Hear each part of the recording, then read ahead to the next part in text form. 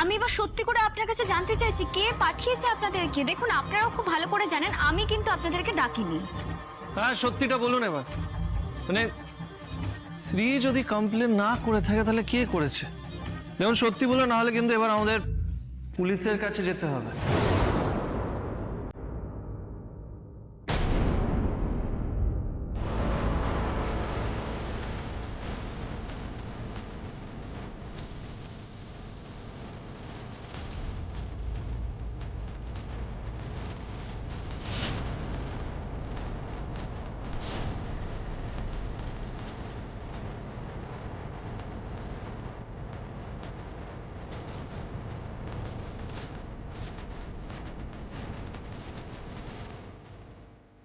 ছোট বৌদি তুমি?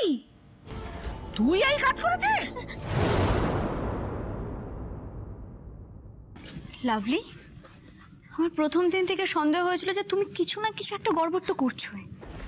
আর ঠিক তাই, আমার সন্দেহ সত্যি হলো। তুমি কেন করলে এটা লাভলি? আমি কি করব দিদি? তোমাকে আটকানোর আর কোনো উপায় ছিল না আমার কাছে। আর তোমরা তো কেউ নিজেদের কথাও শুনছিলে না। বিশ্বাস করো দিদি, আমার কাছে আর কোনো উপায় ছিল না, কোনো রাস্তা ছিল না।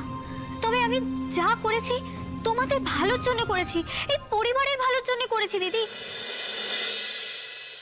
তোমার এই ঘটনাটার জন্য কি হলো বলো তো? আমরা পরিবারের প্রত্যেকে কত টেনশনে ছিলাম। দিনের পর দিন এই ঘটনাকে কেন্দ্র করে বাড়িতে অশান্তি সৃষ্টি হয়েছে। আমার আর রাজের মধ্যে ভুল বোঝাবুঝি তৈরি হয়েছে। আমরা একটু একটু করে দূরে সরে গেছি। একটা কথা বলো তো লাভলি, তুমি তো নিজের চোখেই দেখেছো প্রত্যেকে আমাকে ভুল বুঝেছিল। তো আজ যদি আমার আর রাজের মধ্যে সবটা মিটমাট না হতো, তাহলে পারতে তুমি কখনো নিজেকে ক্ষমা করতে? আমি জানি আমি ভুল করেছি দিদি, তাই জন্য আমি সবার কাছে ক্ষমা চাইছি। কিন্তু আমি যা করেছি ভালোর জন্য করেছি।